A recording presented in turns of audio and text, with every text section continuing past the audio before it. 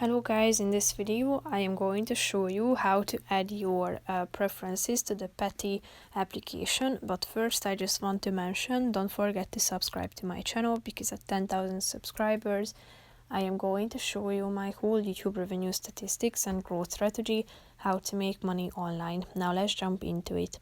First of all, open the application on your phone.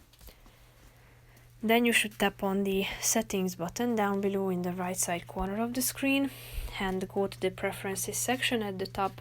Select the petrol type. Here you can see them.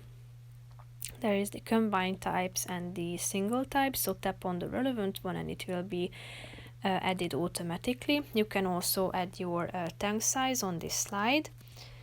And you can also select the open to dashboard tab, stations tab, map tab, or last visited. So tap on the relevant one and then you will be able to add all of your preferences.